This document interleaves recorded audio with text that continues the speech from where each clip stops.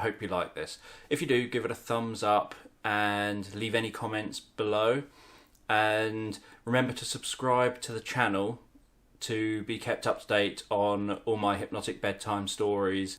So I hope you enjoy the story. So as you listen to me, just allow your eyes to close.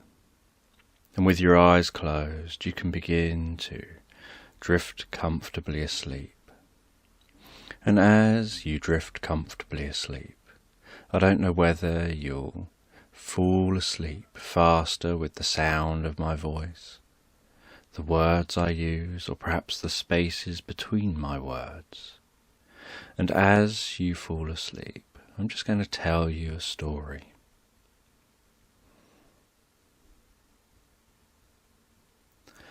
And this person finds herself walking through a strange land. And she gazes out over that land as she's walking along. And she can see floating land in the sky.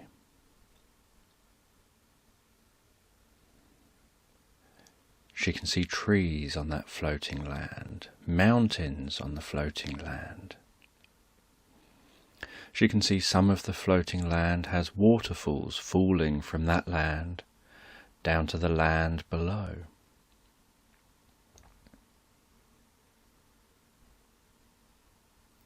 She can notice that that floating land appears to be tethered to other floating lands, almost like a matrix of floating lands in the sky, with huge tethers between each bit of land. And then there are points where there are tethers down to the ground.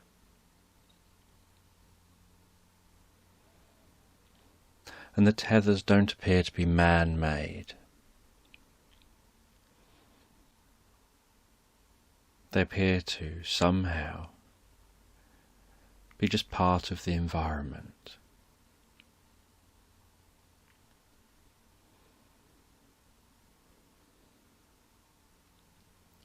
And she'd heard that in this land there was special magnetic rock, and that there were areas where the magnetic rock would repel itself from the opposing magnetic force of other rock. And so these floating areas were floating on a cushion of magnetism.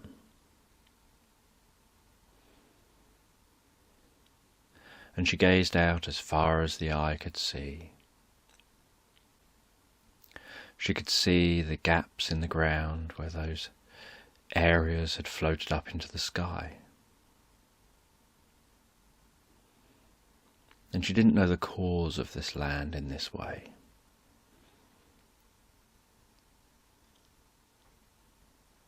And she could see lakes and the way the sun glistened on the surface of the lakes.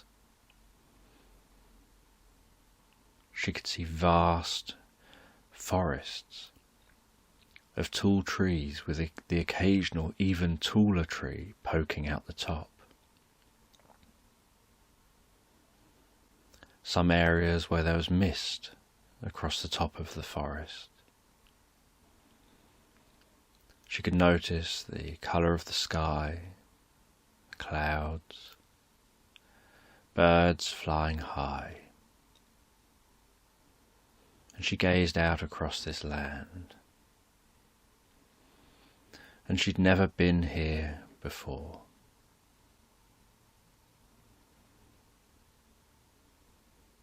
And she was on a journey. She had to find somebody.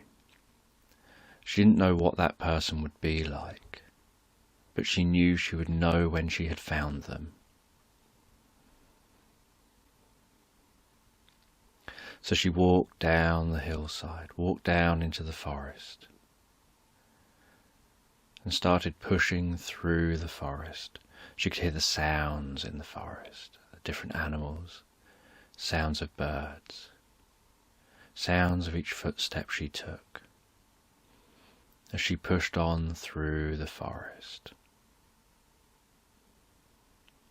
And while she pushed through the forest, she wondered who this person would be.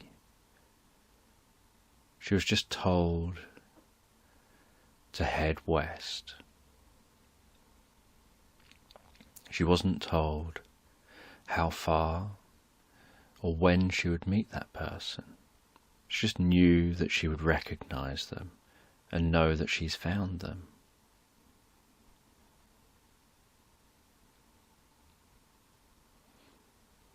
She was told that they would happily talk to her and be very charming. And she had something important she needed to learn from them. So she continued to push her way through the forest.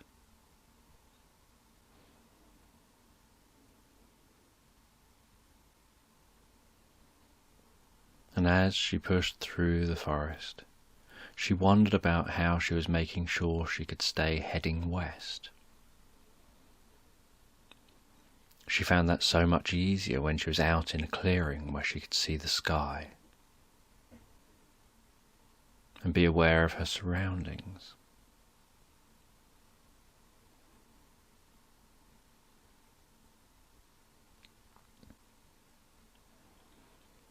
And after some time she managed to clear the forest and reach a lake.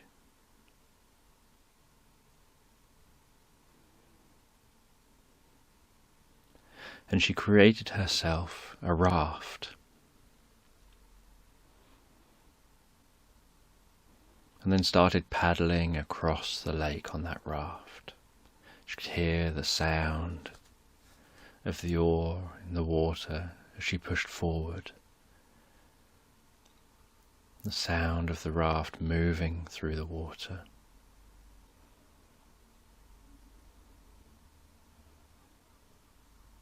She could smell the fresh water air and notice the subtle mist that hovered just above the water's surface.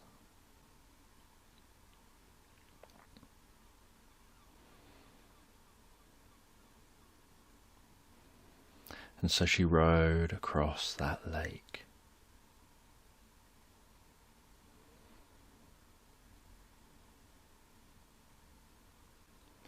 And at the far side of the lake,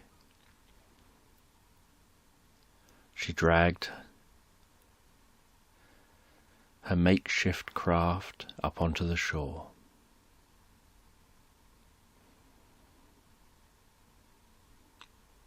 Covered it over with some giant leaves in case she needed it and didn't want anyone to take it. And then carried on her journey west.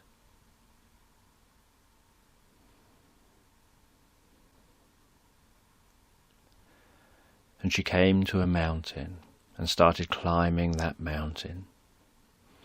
And as she climbed, so trees thinned out, until eventually she was above the trees. And she continued climbing, and then she reached some snowy area. And she continued climbing higher and higher.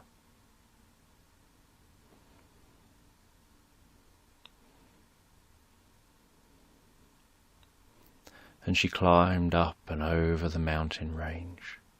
And as she was on the other side of the mountain range, so she saw a dragon in the distance, circling round above some forest. And looking around, she saw a bird of prey in another direction.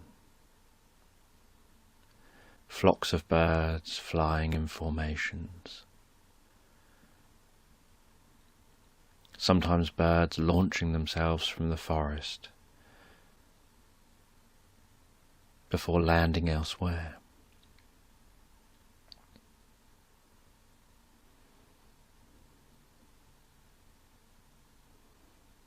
She was aware of how much life was going on here,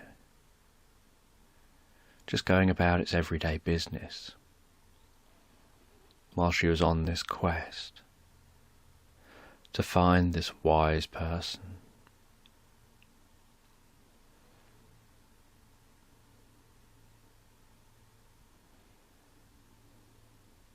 She started down the mountain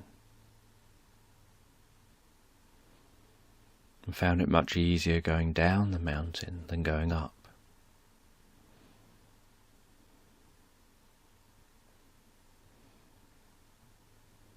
And as she was going down the mountain, she noticed that there was running water down this side, flowing from the mountain. And she started following that newly forming river, which gradually turned into more of a torrent of water and waterfalls. And then at the foot of the mountain, as the ground started levelling out, so the water started slowing and the river started widening. And she felt it would be easier to follow the side of the river than to have to keep pushing forward through the jungle. So she followed this river.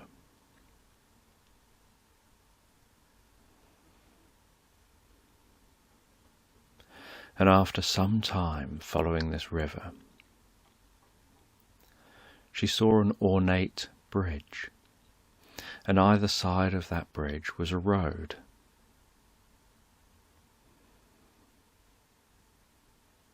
And this road looked like it had been well kept, and so it must be an important road leading somewhere.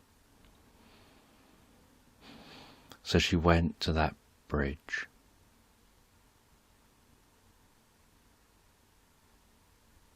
And she saw that there was a man with a cane sitting on the bridge, just using the cane to prop himself up.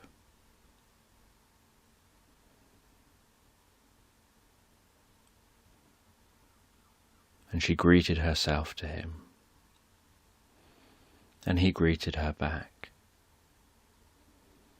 And then he started talking to her, and he was charming and pleasant conversation. And she wondered if this was the wise man.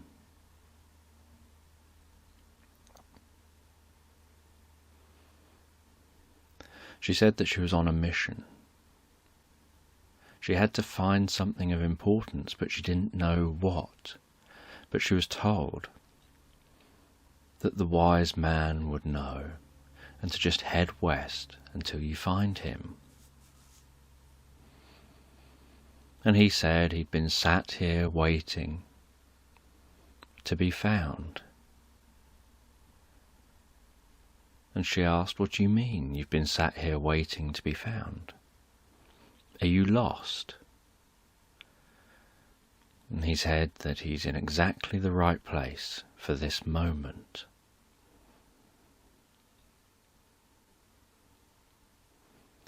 And she asked him, "How can you be wanting to be found or needing to be found if you're not lost? Why don't you just go somewhere?" And he said he is somewhere. He said, in fact, he's in the middle of somewhere.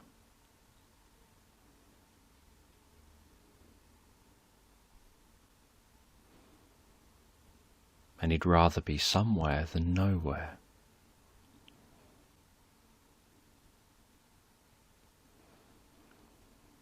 And she asked him, "But if you are somewhere and you're waiting to be found, how did you know to wait to be found? How did you know someone was looking for you?"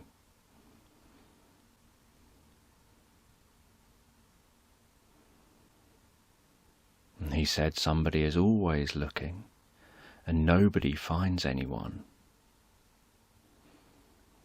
The only person that can find anyone is somebody who's searching.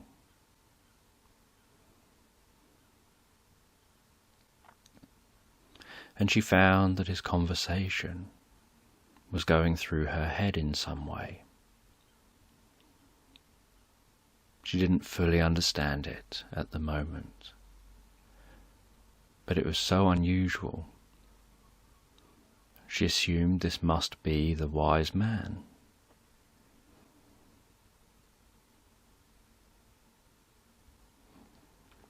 He then said to her, "Time stands still for no man." And she thought that was an unusual thing to say. Of course time doesn't stand still.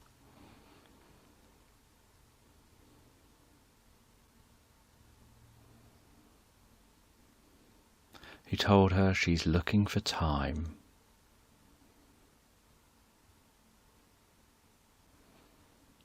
And when she's found the time, she will have found what she's really searching for.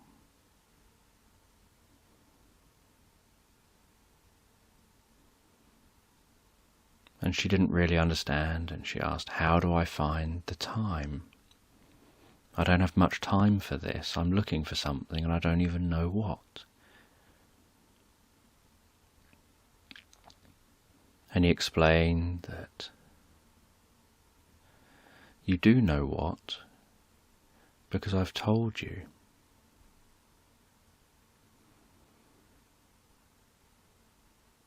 You just have to take the time. And you need to discover it for yourself.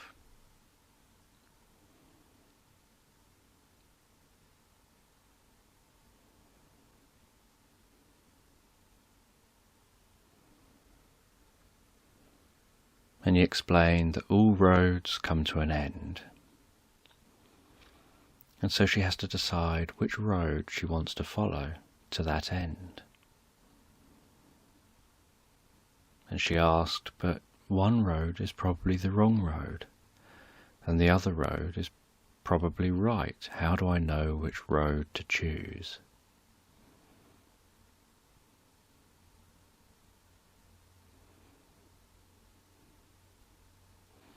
And he said, "You're right. One road is probably the wrong road, and the road that's left is right." And she thought to herself how this doesn't help at all. She's no clearer as to what road to follow. And he told her, "You have all the answers.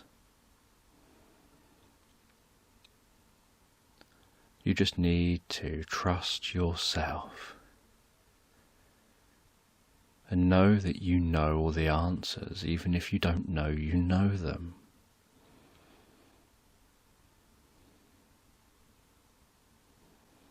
And she thought to herself, this man is no help. She thought to herself that she's just going to wander down one of the roads, and when she meets someone else, she'll ask them. Maybe they can speak more sense. Maybe this isn't the wise person really.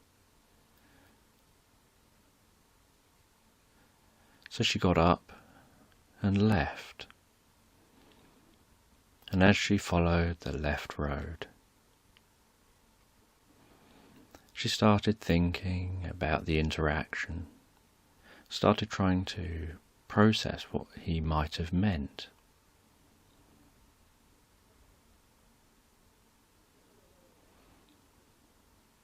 And the road followed around, along near the river. And as she followed that road, she allowed herself to get lost in thought. She found trains of thought stretching from one thing to another as she continued to walk, as she tried to process and make sense of what the man had said.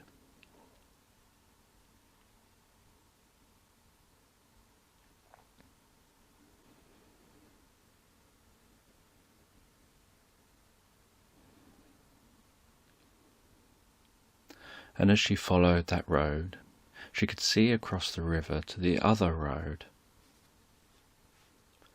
And she could see that both roads looked like they were going the same way, just both on different sides.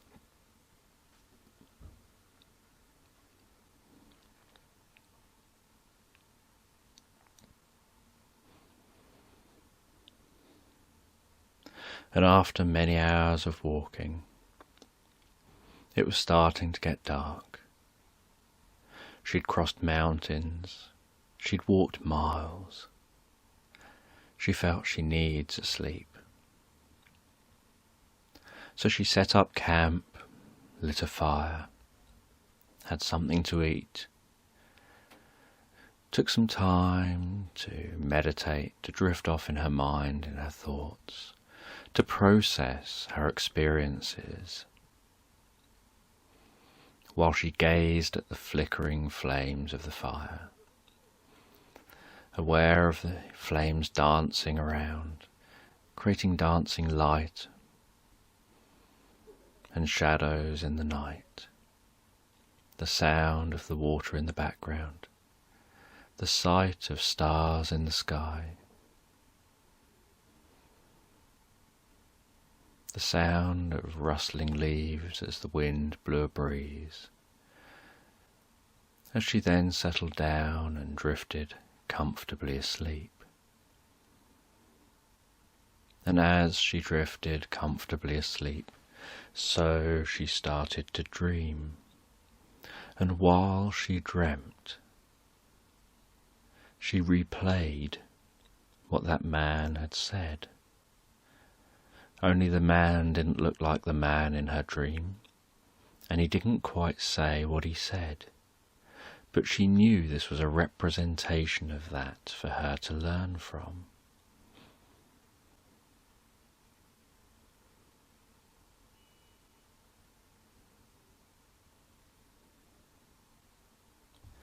And she imagined herself picking up a mirror, a handheld mirror, and holding it out in front of her, and looking at herself in that mirror.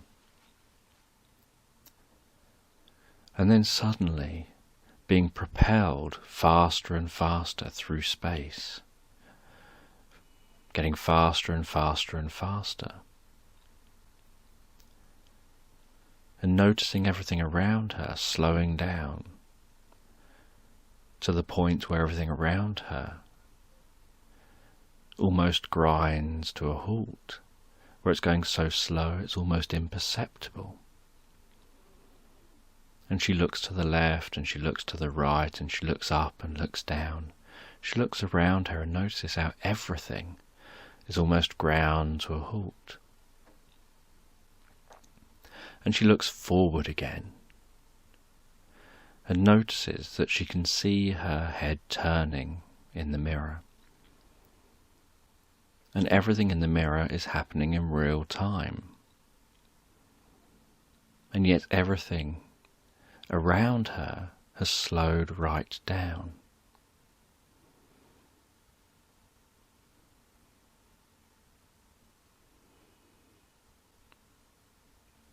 And she knows somehow this is all connected. And yet she doesn't know how.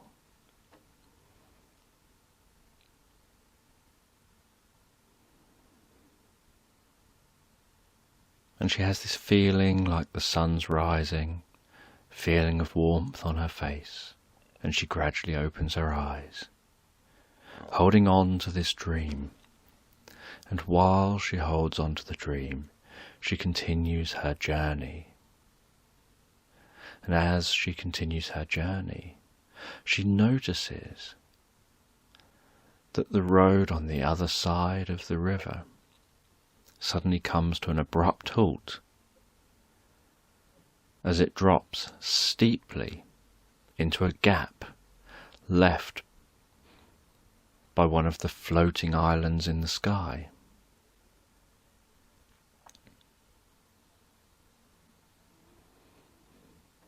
And yet the road she's on just misses the edge of that gap.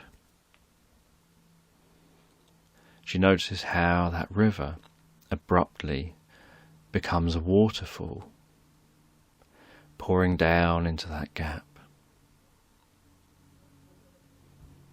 And she looks up at that floating island. She looks down into the gap. She looks over at that other road and realizes if she'd been following that road, it would have been a road to nowhere. That she'd have to turn around and walk back again.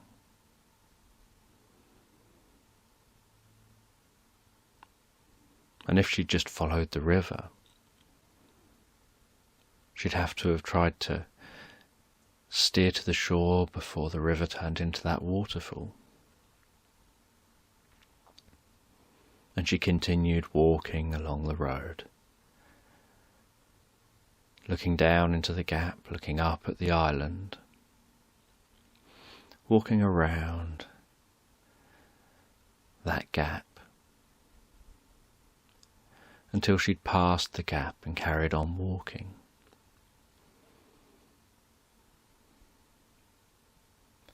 And she realized that perhaps that wise man was actually wise in the first place, because what he had said was correct.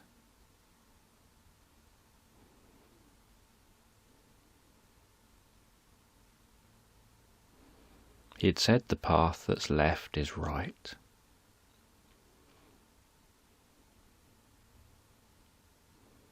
And she got up and left, following the left path.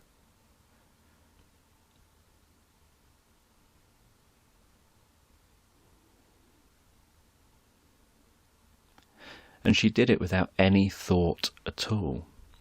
She just decided to get up and decided to just walk along that path.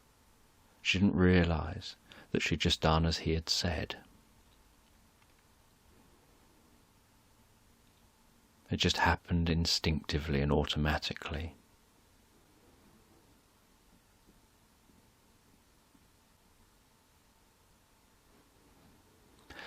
And after some time further of walking along this path, she saw a palace that no one lived in any longer, and yet it looked like everyone had left just a day ago. Despite no one living here for hundreds of years. And she walked into the palace grounds, walked through those palace grounds,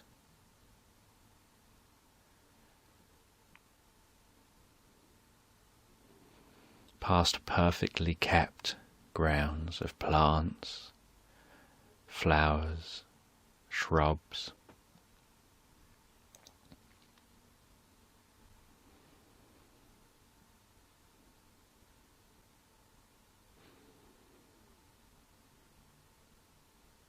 And as she entered the palace, so she could hear a ticking clock.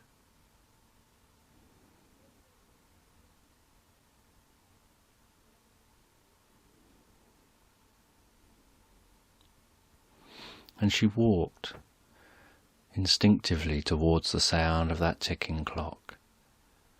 Somehow she felt that was what she was after, that she needed to find that ticking clock.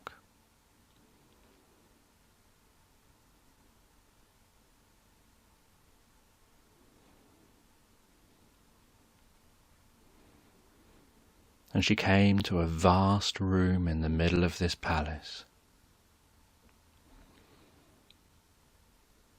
with the ceiling so high she could barely see the top. And in the middle was a circular table, and on that table was an ornate, beautiful clock.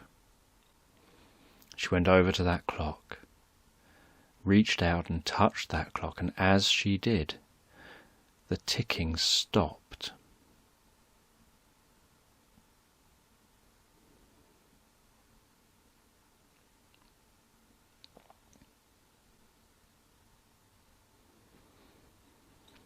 And as the ticking stopped, so she suddenly realized time may not stand still for any man, but it has stood still for her.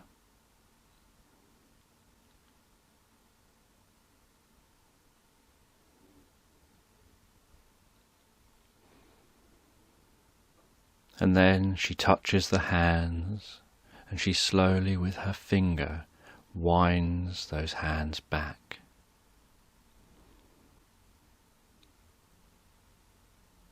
And she doesn't know quite why she feels like this is the thing to do, but she winds those hands back. And as she does, she notices life coming back to the castle, to this palace. She notices people appearing almost out of thin air.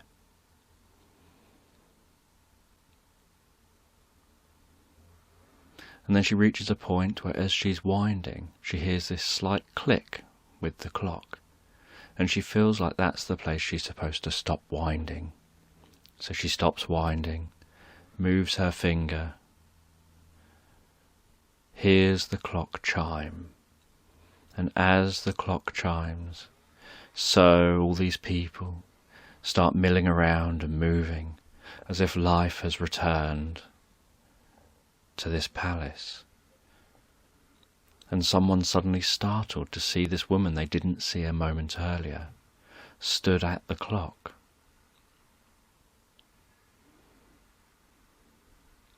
And she knew with this that she'd undone a curse that was brought upon her own land that she'd travelled from. That was somehow connected through time and space with this palace and this clock. That in her own land, somehow time ground to a halt, everyone started disappearing, as if they no longer existed. And she got out of the land, but was aware that this problem was following her not far behind, at the rate of 1 tick per tock. And she couldn't really explain that, but she knew she was keeping ahead,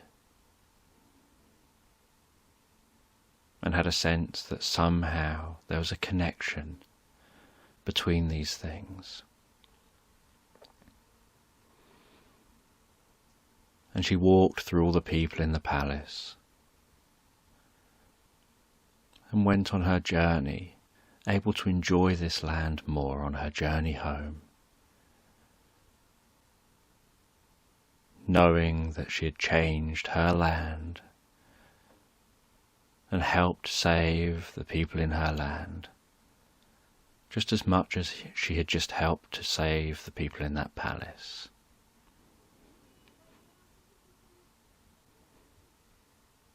And when she eventually reached back to her land, she was gratefully received. She saw her loved ones, saw how happy she'd made everyone. And people had a vague sense that something had happened, and that now they were back.